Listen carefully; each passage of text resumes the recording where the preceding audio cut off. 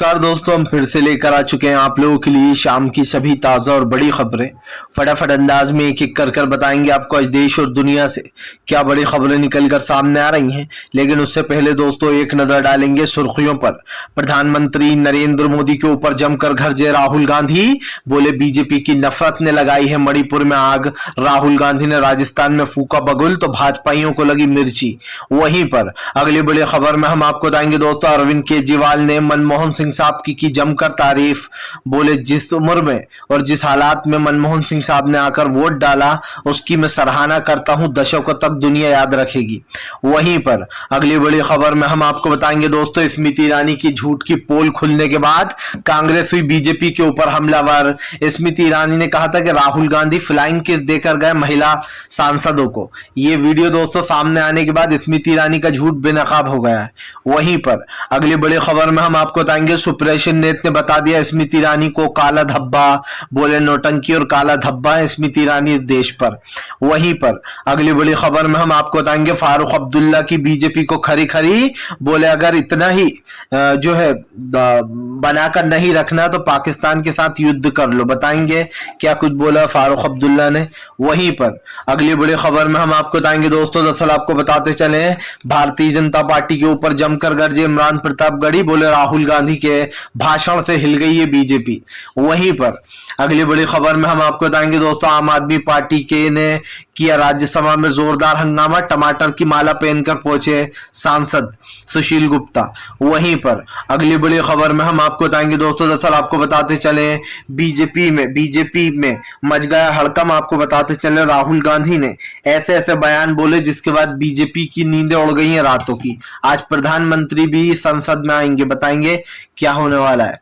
वहीं पर अगली बड़ी खबर में हम आपको बताएंगे दोस्तों, अखिलेश यादव आए राहुल गांधी के समर्थन में। बोले बीजेपी को सच सुनना पसंद नहीं है। बताएंगे क्या बोला है अखिलेश यादव ने। तो तमाम खबरें फटाफट अंदाज में देंगे, एक एक कर देंगे। फिलहाल फिर चलिए बढ़ते हैं सबसे पहली और सबसे बड़ी खबर की ओर। दरअसल दोस्तों आपको बताते चले, राहुल गांधी के भाषणों से डरी बीजेपी। राहुल गांधी ने फिर से बीजेपी की उखेड़ी दिया। दरअसल आपको बताते चले, भारतीय जनता पार्टी के ऊपर राहुल गांधी जमकर हमलावर हो गए। पहले तो उन्होंने सांसद में बीजेपी की जो है संसद में बखिया उधेड़ने का काम किया। और उसके बाद अब राहुल गांधी ने राजस्थान जाकर भी बीजेपी पर जमकर निशाना साधा। राहुल गांधी ने कहा कि मणिपुर जलने की वजह प्रधानमंत्री नरेंद्र मोदी है। उनकी फैलाई हुई नफरत है जो मणिपुर में जल रही है। आपको बता दें राहुल गांधी ने कहा कि इन लोगों ने मेरी भारत माता का जो है यहाँ पर हत्या की है। मेरी एक माँ जो है यहाँ बैठी है और दूसरी माँ की इन्होंने हत्या कर दी। राहुल गांधी ने कहा कि मणिपुर जल रहा है उसकी जिम्मेदार मोदी सरकार है। प्रधानमंत्री कभी नहीं जाएंगे मणिपुर क्योंकि उनके पास मणिपुर जाने का रीजन नहीं है। राहुल गांधी ने कहा कि प्रधानमंत्री मणिपुर को भारत इंडिया नहीं मानते, वो हमारी भारत माता नहीं मानते हैं जो है मणिपुर को, वो उसका हिस्सा नहीं मानते। राहुल गांधी ने कहा कि प्रधानमंत्री किस मुंह से जाएंगे, प्रधानमंत्री क्या बताएंगे मणिपुर वाले लोगों को, इसलिए वो मणिपुर विजिट नहीं कर रहा है।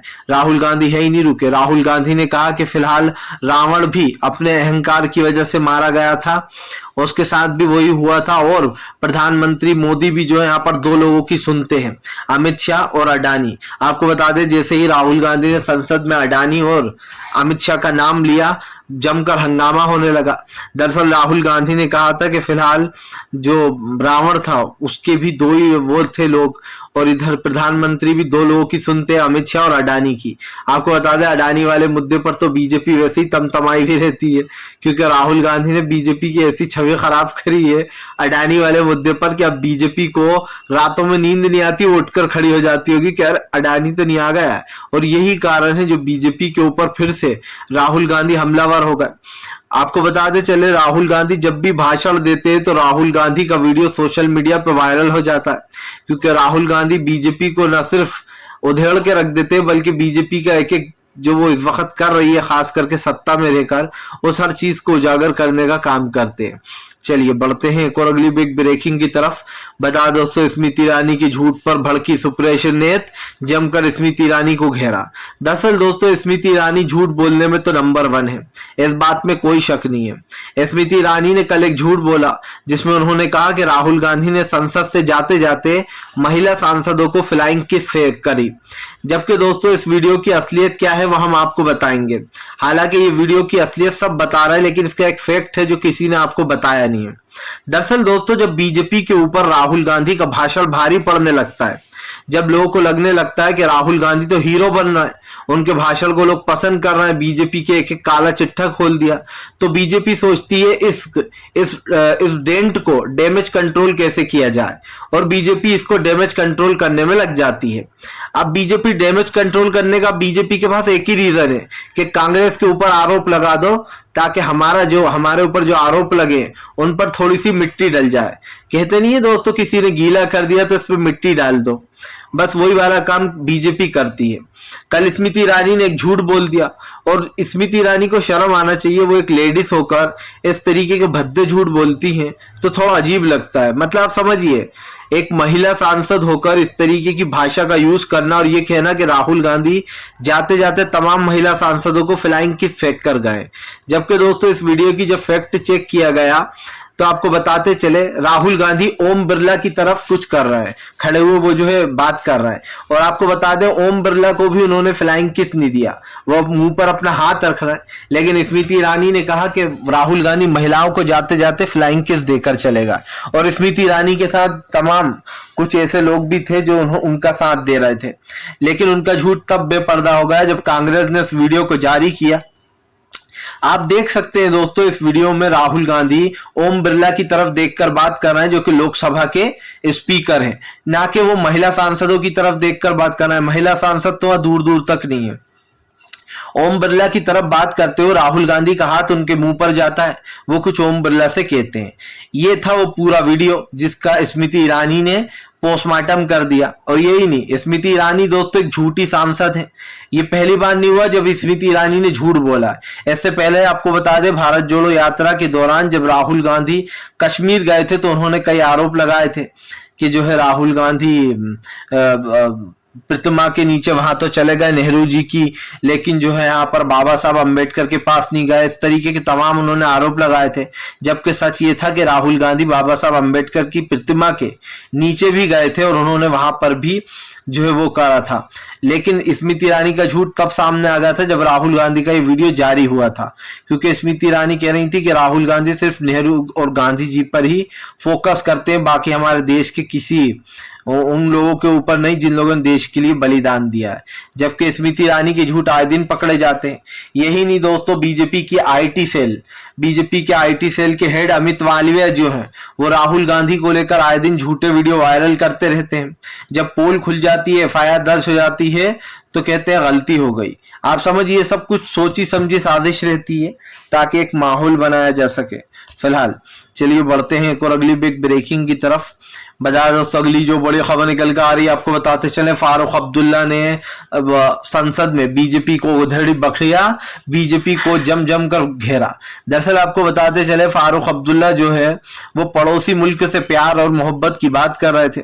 फारूक अब्दुल्ला का कहना है कि किसी से लड़ाई लेकर हम आगे नहीं बढ़ सकते, ना ही देश की तरक्की हो सकती है। ऐसे में फारूक अब्दुल्ला ने कहा कि हमें जो है यहाँ पर अगर देश को की उन्नति करना है तो हमें जो है सबसे बनाकर रखना चाहिए। उनका जिक्र था पाकिस्तान के लिए। उन्होंने कहा कि हम अपने पड़ोसी मुल्कों से अगर बनाकर रखेंगे तो अच्छा रहेगा। जिसके बाद आपको बताते चले, संसद में हंगामा होने लगा। फारूक अब्दुल्ला ने कहा कि आपके हिसाब से हम पाकिस्तानी समर्थक हैं, आपके हिसाब से लगता है कि हम पाकिस्तानी हैं, तो आपको लगा करे। फारूक अब्दुल्ला ने कहा कि अगर इतनी हिम्मत है आप में और अगर इतना ही पाकिस्तान को कोसते हो तो फिर उससे जंग क्यों नहीं कर लेते, सीधा जंग कर लो, पता चल जाएगा।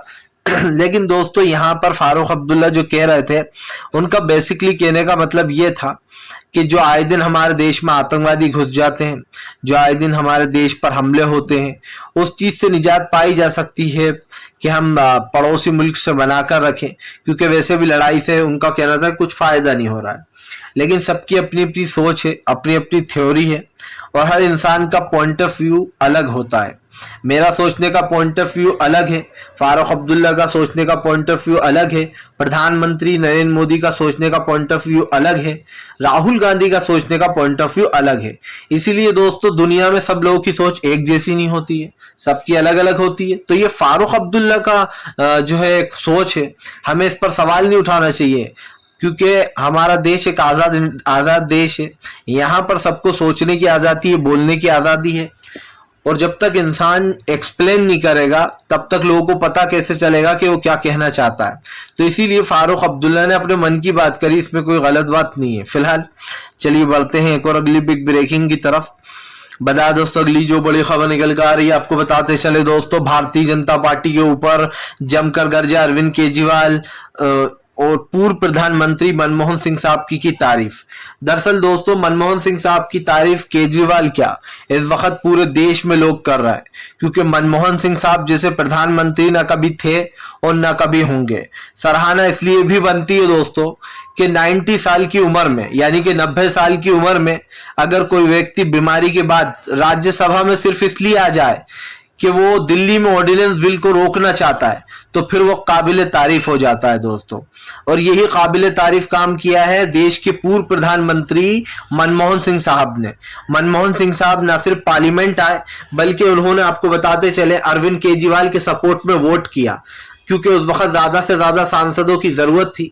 इसलिए आपको बताते चले मनमोहन सिंह साहब व्हील चेयर पर आए, उनकी तबीयत काफी खराब थी, उसके बावजूद भी उन्होंने अरविंद केजरीवाल के लिए वोट डाला। और सोचने वाली बात यह थी दोस्तों कि एक वक्त था जब अरविंद केजरीवाल मनमोहन सिंह साहब के ऊपर आरोप लगाया करते थे जब उन्हें दिल्ली की सरकार गिराना थी, लेकिन उन्हीं मनमोहन सिंह साहब ने उसके बावजूद आकर अरविंद केजरीवाल के सपोर्ट में वोट डाला, जिसके बाद अरविंद केजरीवाल ने मनमोहन सिंह साहब की तारीफ में कुछ लिखा है, हम बताना चाहते हैं उन्होंने क्या कहा। उन्होंने, आपको बताते चले, मनमोहन सिंह साहब की तारीफ में लिखते हुए काफी बड़ी बातें की और जो है यहाँ पर उनकी सराहना भी की। उन्होंने कहा कि जो भी मनमोहन सिंह साहब ने किया यहाँ आकर, आपको बताते चले, उन्होंने कहा कि इस बात को रिकॉर्ड पर लाते हुए दिल से आपकी सराहना करता हूं कि राज्यसभा में आपने दिल्ली की जनता के अधिकारों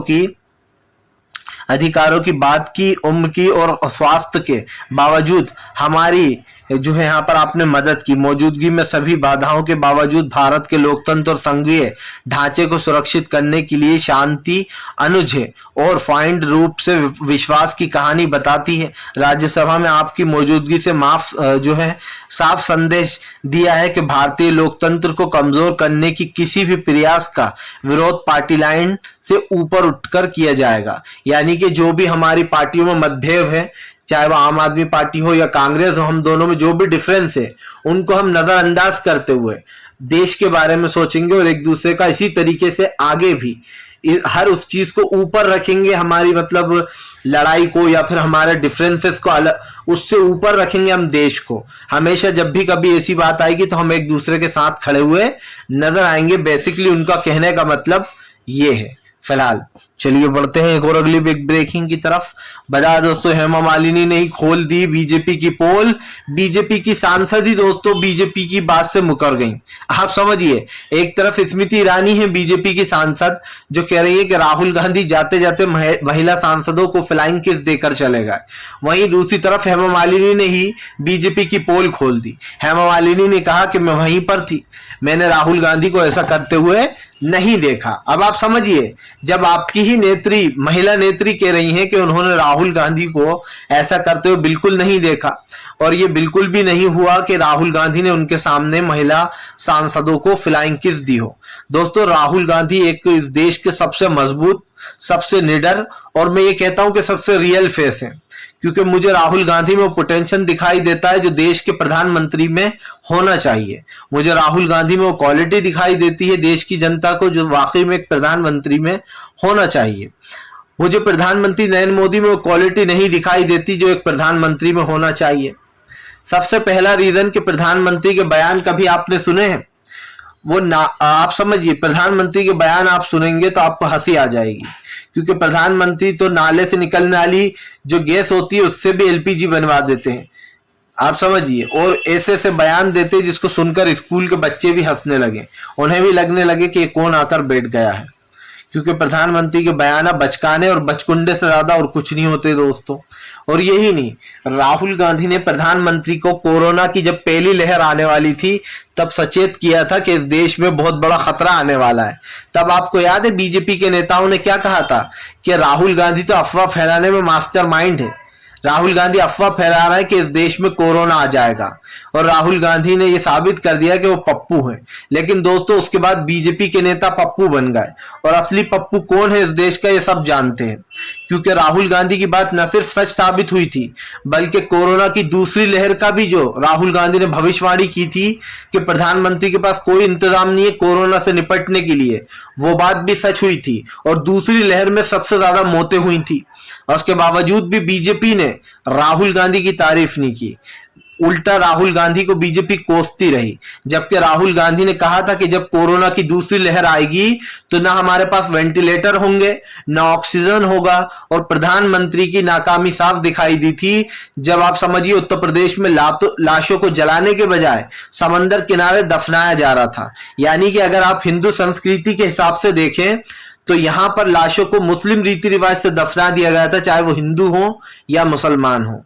इसमें बीजेपी पर सवाल भी उठे थे कि बीजेपी की नाकामी साफ दिखाई दे रही, क्योंकि भैया उस वक्त तो शमशान जाने के भी इतने पैसे लग रहे थे लाशों को अंतिम संस्कार करने के कि बेचारा गरीब लोगों के पास अंतिम संस्कार के भी पैसे नहीं थे।